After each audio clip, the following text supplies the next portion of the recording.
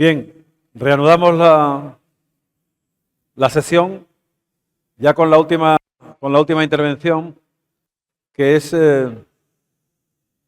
la de Lorena García Díez. Lorena la conocen bien, sobre todo los que por la mañana ven Espejo Público, es la copresentadora de Espejo Público, es periodista y fue mi compañera de aventuras este verano en las mañanas de Espejo Público, intentando analizar y contarle a la gente cómo estaban siendo los incendios y cómo podían ser en el futuro. Yo vi a una persona muy empática, muy preocupada por la situación, una preocupación honesta y sincera, y eso me hizo pedirle, ya el último día que nos despedíamos, porque ella además se iba a Orense a ver unos lugares que se habían quemado, unos pueblos que se habían quemado, unas casas que se habían quemado, una gente que lo había perdido todo. Le pedí que nos acompañara en estas jornadas y nos diera su particular visión como medio de comunicación de masas, como gran medio de comunicación con una gran audiencia, sobre cómo se percibe el problema de los incendios desde el otro lado de la pantalla y cómo interpreta un medio de comunicación como Antena 3 Televisión, un programa como Espejo Público, la conveniencia de estar un día y otro día y otro día y otro día prácticamente con información monográfica. No había más noticias que la de los incendios, en sus distintas vertientes, en sus distintos territorios, en los intereses afectados, en las personas afectadas.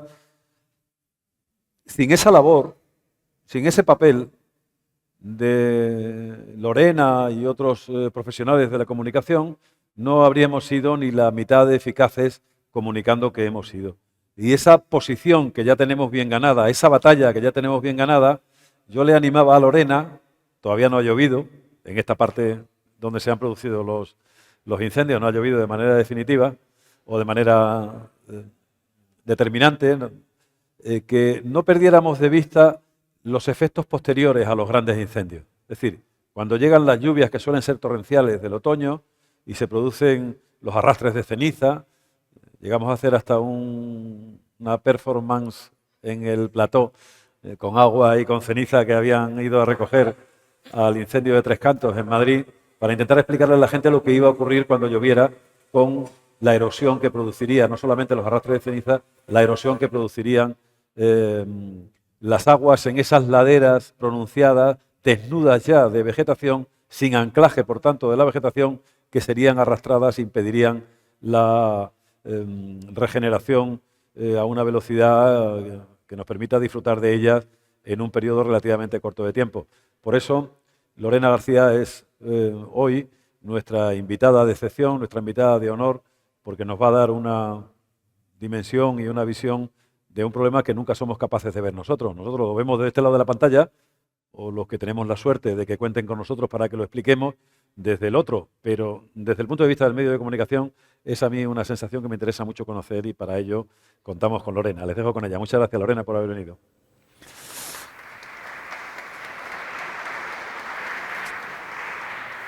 Muchas gracias, Paco. Gracias, presidentes. Muchísimas gracias a todos por quedarse, porque se han ido muchos al descanso. Bueno, tengo que dar las gracias a Paco, porque es verdad que yo hoy aquí vengo un poco con síndrome del impostor, porque yo, como decía don Felipe, todo lo que he aprendido de incendios lo he aprendido este verano con todos los expertos que han pasado por el plato de Espejo Público. Ha sido casi un máster, ¿no?, en tiempo real. Bueno, es verdad que nosotros, desde el punto de vista de los informativos o del programa en el que yo trabajo, que es Espejo Público, yo suelo presentar Espejo Público en verano, que es cuando se está de vacaciones. En verano siempre hay incendios. Esto es como lo del cambio climático. Siempre hace calor en verano, siempre ha habido gotas frías, ahora danas. Lo que está cambiando es la cantidad de tiempo en la que hace calor, la bestialidad de las danas, cómo eran antes y cómo es ahora. Lo que ocurrió hace un año en Valencia es absolutamente excepcional, porque cayó una cantidad de agua tal que era imposible de prever lo que iba a ocurrir aguas abajo, porque se sabía que iba a llover mucho, pero no esa cantidad de agua tan desproporcionada que desbordó barrancos y todo lo que pilló a su paso. Eso es lo que está pasando con los incendios. Y eso es lo que nosotros llega un momento dado en el que normalmente los incendios, voy a ir pasando la presentación que hemos preparado, Normalmente los incendios se cuentan de forma muy fácil. Además que nosotros, desde el punto de vista informativo, los incendios es una noticia, y entiéndaseme, que es fácil de contar y muy visual de contar, porque se cuenta así de sencillo. Tenemos una imagen potente, que los incendios lo son. Esa fotografía con la que se ilustran estas jornadas es una imagen potente, ¿no? Entonces, los incendios se cuentan solos, siempre lo decimos. Imagen potente, que bien, puede ser de la llama viva, como es esa foto que tenemos en el programa, los trabajos de extinción, que son muy visuales, o bien el rastro que deja, por desgracia, esas llamas. Con esa imagen lo tenemos prácticamente hecho. ¿Qué le sumamos? Los testimonios sobre el terreno, bien de los servicios de extinción o bien de aquellas personas que han perdido. Normalmente hablábamos de los bienes naturales que se habían perdido. Claro, ¿qué ocurre? Que llega un momento, en ese relato que nosotros estamos haciendo este año, nos situamos en la semana del 14 de agosto, que por cierto este verano íbamos muy bien, hasta esa fatídica semana, y empezamos a ver que los incendios ya no se cuentan exclusivamente con esas dos patas que yo os estaba mostrando. Entonces nos es necesario incluirle algo más. No sé si podemos ver la presentación, compañeros. Ahí la tenemos. Yo hay un día en el que me doy cuenta que las cosas están cambiando. Nosotros tenemos todos los días una reunión de escaleta que llamamos. La reunión de escaleta es el guión del programa, para que nos entendamos. Y se nos quedaba corta la información. ¿Por qué? Por estas dos situaciones excepcionales que este verano, por primera vez, nos planteamos que han cambiado. Una de ellas, incendios fuera de capacidad de extinción. Este es un término que yo aprendí con Paco Castañares a mi vera en los programas. Claro, yo decía, ¿son inapagables? Inapagables no estrictamente, están fuera de la capacidad de extinción. Y además Víctor Risco llegó a decir que tenemos más medios que California, pero que da igual los medios que tengamos, Paco también me lo dijo, da lo mismo los medios que tengamos, los aviones que se pongan en marcha, los helicópteros que se pongan en vuelo, porque son fuegos fuera de la capacidad de extinción. Ese es uno de los cambios fundamentales que nos damos cuenta. Y el segundo es el hecho de que se empiece a hablar de dar pueblos por perdidos. Yo esto es algo que le escucho directamente a un técnico de extinción, de lo que nosotros llamamos totales, que son los testimonios que sacamos de la gente.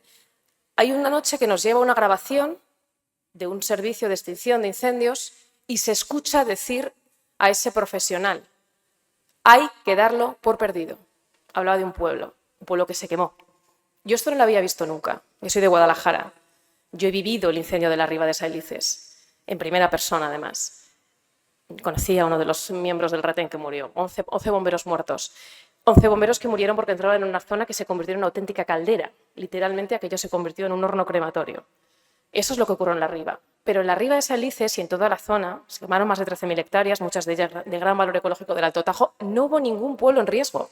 Se evacuó a gente, evidentemente, para preservarlos, pero no hubo ningún momento que la sensación de la ciudadanía, y yo soy vecina de la zona, tuviéramos la sensación de que se iba a quemar Coveta, o que se iba a quemar la Riva, que se iba a quemar Mazarete. No tuvimos esa sensación y las llamas estaban cerca, pero ahora sí.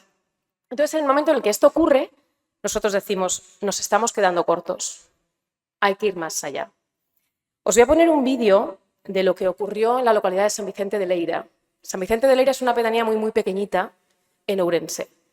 El día 1, como decía Paco, 1 de septiembre, esto ya son aproximadamente 10 días después de ese gran episodio de incendios, nosotros en Espejo Público comenzábamos temporada y decidimos irnos a aquellos puntos donde el fuego había arrasado. Ourense ha visto el 20% de su terreno calcinado este verano. 20% de su terreno. Yo estaba alojada en Ourense, en esa cobertura, y tuve que ir hasta San Vicente de Leira, que enseguida vamos a ver el vídeo. Todos esos kilómetros, aproximadamente 1h30, 2 horas de recorrido, era de terreno arrasado por las llamas, a un lado y a otro. Hablaba antes don Felipe de las montañas, efectivamente. El terreno de Ourense es escarpado. Bueno, pues estaba todo absolutamente quemado. 2 horas de recorrido en coche para llegar a San Vicente de Leira, un pueblo al que tuvimos que acceder andando. No porque el incendio hubiera afectado la carretera, porque no tenían carretera. La carretera estaba en obras, eso dificultó además la evacuación del pueblo y el pueblo se acabó dando por perdido. Vamos a ver cómo quedó. Terrible, por los incendios en zonas totalmente arrasadas. Lorena lleva hablando de ello en las últimas 3 semanas y ayer visitó la provincia de Ourense, que es además la que se ha llevado la peor parte. Lorena, ¿qué viste? Pues destrucción total, son kilómetros y kilómetros de monte quemado, hablamos de casi 100.000 hectáreas en la provincia de Ourense, que es la más afectada. Entre lo que hemos visto y mostrado, que lo vimos ayer ya en Espejo Público, hay un pueblo que está especialmente afectado, es San Vicente de Leira. Hay más de medio pueblo totalmente arrasado. Susana estaba rodeado de castaños, no queda ni un solo castaño, todo es negro. Vamos a verlo porque impresiona.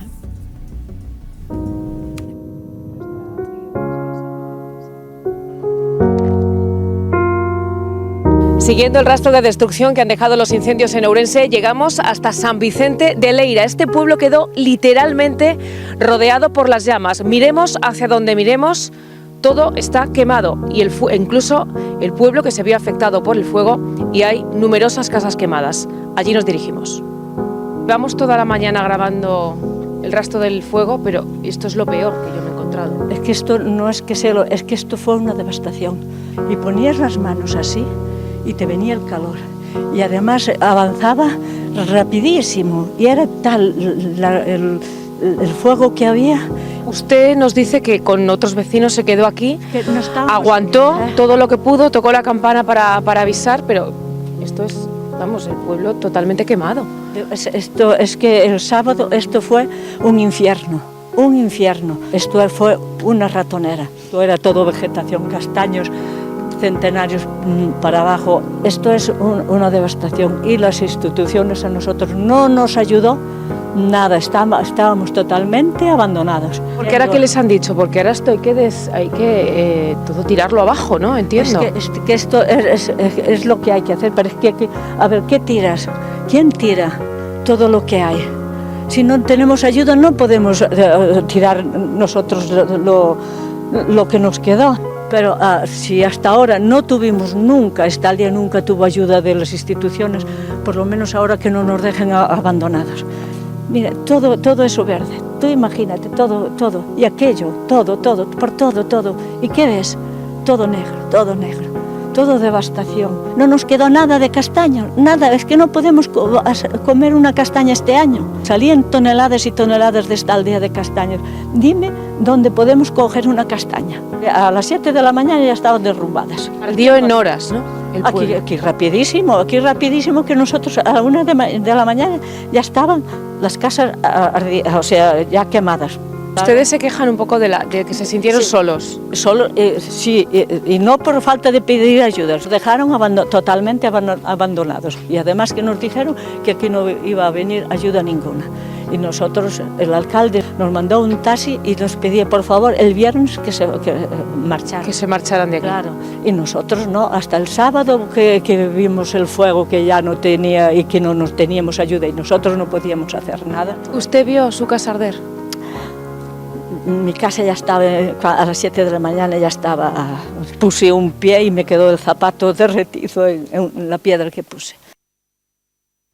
Bueno, impresionante, ¿eh? Dominga, la veíamos también con Carlos Alsina, sí. Pero ¿tú llegaste al pueblo? Bueno, Dominga, ese pueblo se llama San Vicente de Leira, y tengo la sensación de que tendríamos que hablar en pasado, porque no sé ustedes, pero no sé si alguien va a restaurar ese pueblo, si alguien va a recuperar esas casas. ¿Quién lo va a hacer? Eran muy poquitos vecinos, algunos de ellos eran segundas viviendas, y es un pueblo de verdad que está totalmente arrasado. Son como dos barrios en la montaña, encaramados, uno arriba, otro abajo, y las dos partes totalmente destruidas. Claro, ¿qué pasa para que se llegue a ese nivel de destrucción? No es el único, esto es porque fuimos allá a grabar, pero hay más pueblos que han desaparecido bajo las llamas. Claro, entonces eso nos lleva a nosotros a plantearnos esa necesidad de contar mucho más. Voy a ponerles el sumario es el arranque del programa del día 14 de agosto. El día 14 de agosto ya se ve que aquello no va bien, y además nos estaban advirtiendo de una ola de calor que se alargaba. Vamos a ver cómo contamos ese 14 de agosto las noticias, para que somos conscientes los medios de comunicación de que nos queda mucho por mejorar, pero es verdad que este verano hemos hecho el esfuerzo por cambiar esa manera de contar las cosas e intentar llegar al mundo. Vamos a verlo.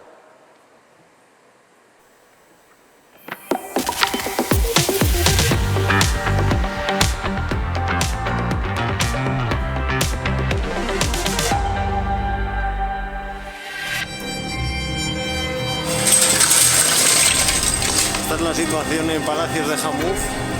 Por favor, desalojen la localidad. ¿de acuerdo? Por Castrotierra, ¿vale? Se nos abraza por las tabacadas y viene el fuego. Me salvaron esta, me salvaron la nave. Yo no pasa nada.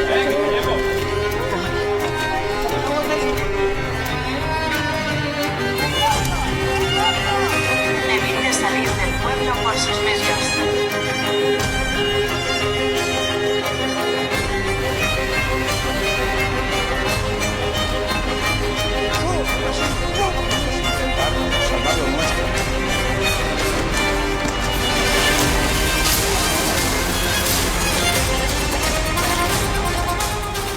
Muy buenos días. 100.000 hectáreas arrasadas en toda España en lo que llevamos de 2025. Hay 8 comunidades a esta hora luchando contra el fuego. En lo que llevamos de año ha ardido ya más del doble de terreno que en todo 2024.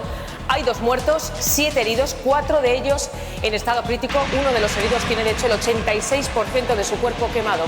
Son las cifras de una semana terrible en la lucha contra el fuego en nuestro país. Zamora es la provincia que en este momento sufre el mayor castigo de las llamas. De hecho, se considera ya el peor incendio desde el año 1968, que es cuando empezaron los registros en la superficie quemada. Por todas las hectáreas que hay ya arrasadas en esa provincia. La desesperación allí es total. Entre las imágenes que nos han dejado los fuegos en esta provincia, en Zamora, la del presidente de la Diputación luchando contra las llamas. Lo están viendo en imagen. Vamos a hablar con él en unos minutos. Tiene experiencia como bombero y no ha dudado en colaborar en esas tareas de extinción para intentar salvar su provincia. Adriana Verde Soto, un día más, la situación allí es crítica.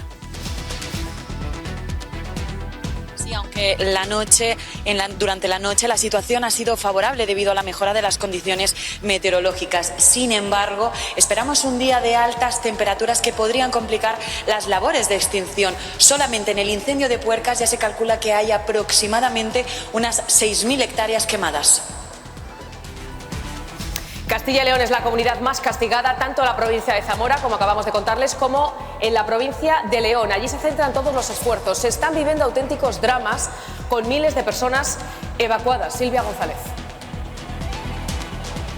Sí, son cerca de 8.000 vecinos de 34 localidades los que llevan ya varias jornadas fuera de sus casas. Se están alojando en casas de familiares, en albergues o en polideportivos municipales como este de La Bañeza, que esta noche ha acogido a 60 vecinos. Muchos llegaron aquí con lo puesto y ahora solo desean que los medios de extinción puedan dar por controlado este fuego para regresar a sus casas y recuperar sus vidas. Y tuvimos que atravesar el fuego, o apenas si quisimos salir. Dime tú cómo lo tuve que haber pasado. Pues con miedo, con mucho miedo. Y bueno, pues estamos con disgusto. Imagínate aquí en este sitio incómodos, pero bueno, bien. De momento no nos dejan pasar. Venimos el lunes de vacaciones y mira. La complicada situación en Extremadura por los incendios simultáneos que sufren ahora mismo ha llevado a las autoridades a elevar a toda la comunidad a nivel 2. Una de las situaciones de mayor riesgo se ha vivido en Cabezavellosa. Allí los vecinos se negaron a evacuar en un primer momento. Recibieron esta alerta. Posible abrir una vía segura de evacuación. Alerta en su móvil para no salir de sus viviendas y finalmente tuvieron que ser evacuados de emergencia al quedar cercados por las llamas. Sara Sebastián. Hora de la tarde pudo abrirse esa vía de evacuación para que los vecinos de Cabezavellosa pudiesen abandonar el pueblo. La presidenta de la Junta de Extremadura, María Guardiola, lo había advertido. O salían por las buenas o la Guardia Civil entraría por ellos. Todas las instrucciones que se dan siempre son pensando en su seguridad. Sabemos que hay gente que permanece en sus casas y que van a tener que salir. Esperemos que lo puedan hacer por las buenas y si no, entrar a la Guardia Civil a sacarlos porque entendemos que es lo que hay que hacer. En situaciones de riesgo hay que atender a las autoridades. Galicia sigue también luchando contra el fuego. La provincia de Ourense vive horas muy complicadas. Paula Cantelar. Sí, son horas complicadas aquí en Ourense porque la orografía y el viento hacen complicado atajar los distintos focos que van naciendo en distintos ayuntamientos, lo que hace que sean también los ganaderos y los vecinos los que salen a ayudar a los brigadistas y en muchas ocasiones a acabar con las llamas y que éstas nos lleguen a sus casas. Van ya más de 12.000 hectáreas calcinadas solo en estos días en la provincia de Ourense, por lo que este es el episodio de incendios forestales más grande de Galicia en los 2 últimos años. Y esa situación crítica de los incendios en Galicia ha obligado a suspender el tráfico. Vale, ahí, pero veíamos también los trenes cancelados, que se hablaba antes, del gasto que supone no solo la extinción, sino todas las consecuencias de los fuegos. En ese momento empezamos a escuchar términos como estos. Vamos a ver la presentación. ¿Tenemos la presentación? Bueno, os voy diciendo: monstruo, gigante de fuego, infierno, fuego explosivo, voraz. Son los términos con los que, no nosotros, los medios de comunicación, que yo asumo que solemos ser bastante tremendistas a la hora de utilizar los términos. Estos son términos que utilizaron los expertos. Nosotros entrevistábamos a expertos, bien forestales, bien bomberos, bien expertos como Paco, Víctor Resco, y nos utilizaban estos términos: gigante de fuego, monstruo, fuego voraz, fuego explosivo. Y las consecuencias que había de esas tormentas secas y de todos esos fenómenos atmosféricos que se estaban generando, como una ola de calor que era la más larga que se ha registrado nunca. Es verdad que las temperaturas no han sido tan altas como en otras olas, pero sí prolongada en el tiempo, que eso hizo que se convirtiera en fuegos totalmente fuera de capacidad de extinción. Entonces, en ese momento empezamos a contactar con Paco Castañares, con Víctor, con Marta, que la tengo por allí. Marta es a Marc Castelnau no le pudimos entrevistar porque estaba siempre muy ocupado. Hablaba, por cierto, antes Marc del incendio de Tres Cantos. El incendio de Tres Cantos, en una zona urbana de Madrid, urbanizaciones, una zona muy agradable para vivir. En 40 minutos el incendio avanzó 6 kilómetros. En 40 minutos. Yo fui testigo porque yo vivo muy cerquita. A menos cuarto, el incendio empezó como a menos cuarto. A menos 5 yo llamé al 112. Ya estaban los servicios allí porque ese incendio comenzó y la columna de humo, yo vivo en San Sebastián de los Reyes, hay que cruzar una dehesa, bueno, pues la columna de humo en 10 minutos ya estaba en San Sebastián de los Reyes, o sea, ya se veía que era un incendio brutal, ¿no? Que es otro de los términos que se ha utilizado. Con Marta, que yo además cuando hemos venido lo hemos ido hablando, ella es muy defensora del mundo rural y ella sigue creyendo firmemente en que la despoblación rural se puede revertir. Yo tengo que decir que tengo mis dudas y las tengo sobre todo viendo ejemplos como el de San Vicente de Leira. Y vuelvo a eso, esas zonas rurales, ahora ¿cómo se van a repoblar? ¿Quién va a querer volver a vivir ahí? Sobre todo porque son zonas que están totalmente devastadas. Y esto es un círculo, como este círculo vicioso que yo he querido poner aquí con los términos que se han utilizado para denominar a esos grandes incendios que espero que no se repitan o que al menos no estén fuera de la capacidad de extinción. Todo ese mundo rural que hemos perdido en este verano, más de 400.000 hectáreas, al final es un mundo rural que si se abandona, eso hace que se genere mucha más masa de combustión en los montes, en el campo. Lo que antes eran campos ahora son montes y que eso vaya creciendo y creciendo y creciendo y ese es un problema muy grave. Entonces, para mí esa es una de las consecuencias más terribles de lo que hemos vivido este verano. Vamos a poner mínimamente las entrevistas de Paco y de Víctor por esos conocimientos que nos han dado a los medios de comunicación este verano y que a mí personalmente nos han hecho aprender. Y con esto terminamos. ¿Qué está pasando en estos incendios que están devorando pueblos? Bueno, los incendios son como son y además, frente a lo que decía ayer la señora ministra de Defensa, no es verdad que hayan sorprendido ni a la UME ni a nadie. Y a nadie, sobre todo, que no haya escuchado a nosotros, ¿no? Claro, pero es que llevamos diciéndolo, nos sorprendieron en el 2017. Por tanto, no pueden decir que nos sorprenden, ni puede la ministra decir que el mando de la UME le ha dicho que no ha visto otra cosa igual, pues habrá llegado antes de ayer. Porque si estuvo en la Sierra de la Culebra, que la UME estuvo en 2022, hace 3 años solo, vería un incendio como esto que quemó 30.000 hectáreas. ¿Podemos hablar de incendios inapagables? Son incendios inapagables. Son incendios que se sitúan fuera de capacidad de extinción y que no hay, y esto quiero matizarlo para que lo entienda bien la gente, no hay ni habrá capacidad de extinción. Es decir, no los podemos apagar porque tengamos pocos medios, o los podríamos apagar si tuviéramos muchos más medios. No, es mentira. Esa apreciación es falsa. No los podemos apagar porque están fuera de capacidad de extinción. Aunque utilizáramos, imagínense, el ejército americano, el chino, el de Putin, el del loco este de Corea del Norte, especialmente entrenados para la extinción de incendios, con toda su dotación, en lugar de para matar o para extinguir gente, para extinguir incendios, no tendrían nada que hacer frente a estos incendios. Estos incendios se pueden evitar. pero no se pueden apagar. O sea, se pueden evitar, quiero decir, usted decía, o tú decías, Paco, en 2017 ya dijimos, esto va a llegar porque lo estamos viendo. No se ha hecho nada, o sea que sí hay un problema de gestión política. Totalmente, es que aquellos incendios estuvieron a 80 kilómetros de la frontera con Extremadura, el de Pedrogao Grande, o a menos todavía de la frontera con Galicia. Que arrasó una autovía, ¿no?, completa que calcinó a los vehículos. La carretera de la muerte, mató a 37 personas en la carretera de la muerte. Víctor Resco, que también estuvo con nosotros, fijaos, es verdad que Paco, hablábamos antes de la comunicación, o sea, la labor comunicativa de quien tiene que explicar todo esto, decía el experto de Canarias, que lo tienes aquí a Federico, ¿verdad? Federico. Decía que los profesionales, que los políticos se rodeen de profesionales, es que es fundamental. Claro, si Paco, bueno, tú has tenido mando en plaza, pero si Paco se sienta al lado del político que no controla del todo los incendios, si es él el que habla, es que las cosas cambian. Porque esto es, a la hora de explicarlo, yo creo que nos ha quedado a todos meridianamente claro, ¿no? De los incendios ya se sabía, en 2017 pasó, es que esto no nos ha sorprendido, en 2017 pasó, en Portugal, en 2022 en la Sierra de la Culebra pasó, estamos en 2025, pero les digo más, y enseguida entro en el capítulo de conclusiones, ¿hemos aprendido? Pues fíjense que yo tengo mis dudas, En la Dana lo estamos haciendo mejor.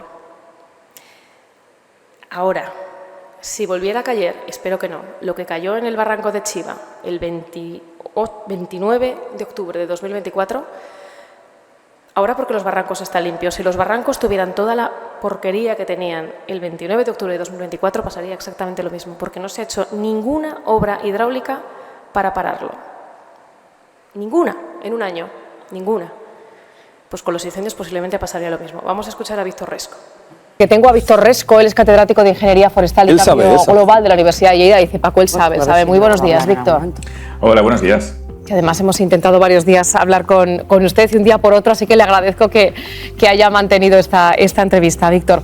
Le pregunto, situación que estamos viviendo. Usted ha sido muy claro, ha dicho, esto es solo el tráiler de la película que nos espera. Pues, ¿cuál es el futuro próximo? Porque esto ya era el infierno. ¿Qué nos queda por ver?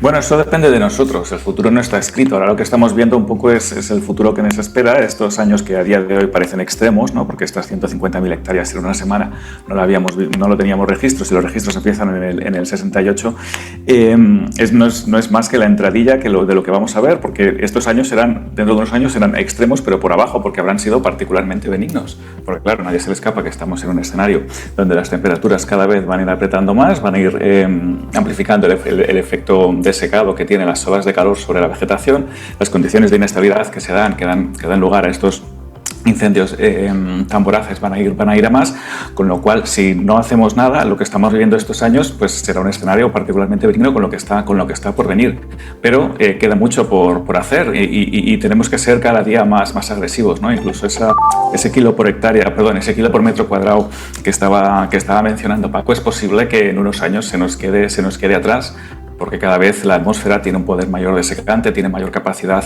para alimentar a estos megaincendios, con lo cual la emergencia climática, ¿no?, ese concepto que se acuñó en el 2019. Ay, se nos ha congelado. Se congeló la imagen ahí, ¿eh? Luego le invitamos, pero no pudo venir a plató. Bueno, como conclusión final, vamos a poner esa última imagen, porque claro, yo ahora voy con la autocrítica. Esto está muy bien, aprendimos mucho. Creo que lo contamos bastante bien, tengo que decirlo. Pero ¿en qué ha quedado? Pues creo que el día 3 de octubre, el día 3 de septiembre, que estuvo Felipe González en el plató de Espejo Público, es el último día que hemos hablado de incendios forestales en Espejo Público. Y nosotros tenemos tiempo suficiente para hablar. Claro, si nosotros no le dedicamos tiempo a los informativos, que es tiempo tasadísimo, en media hora tienen que contar todas las noticias del día, ni aparece, ¿no? Como mucho, a lo mejor, seguramente en la televisión autonómica sí que contaron el titular de que el incendio de Jarilla 2 meses largos después se había dado por extinguido. 2 meses largos después, ojo, ¿eh?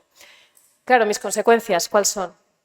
Pues que evidentemente tenemos que seguir dando voz a los expertos, pero voz de verdad, porque son los que saben y porque nosotros, los medios de comunicación, tenemos la responsabilidad de, uno, trasladar a la población lo que está ocurriendo y que los incendios, efectivamente, no es una cosa de que se producen y ya está, no es una cosa solo de incendiarios, no es una cosa solo de si hay más medios o menos medios, sino que es algo que está aquí y que no es que se apaguen en invierno, sino que hay que hacer una buena gestión forestal y poner en marcha una política forestal.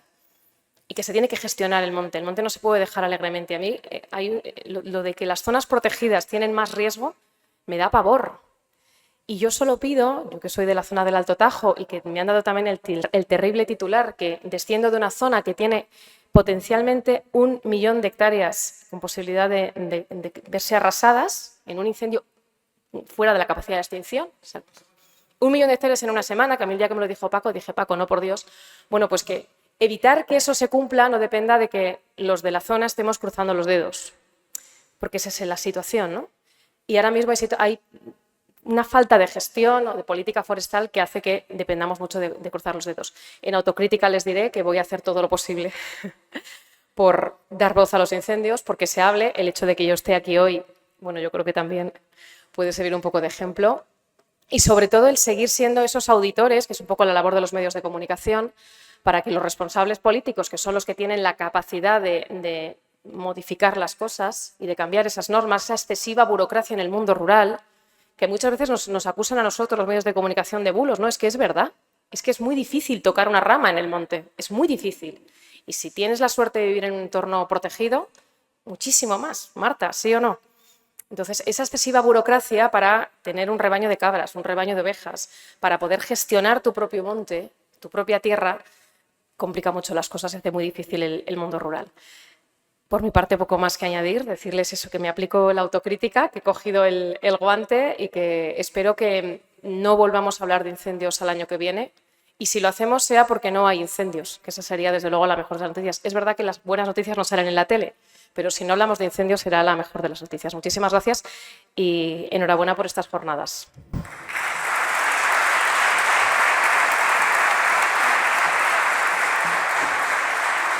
Que viene estoy allí contigo en julio. Bueno, muchísimas gracias.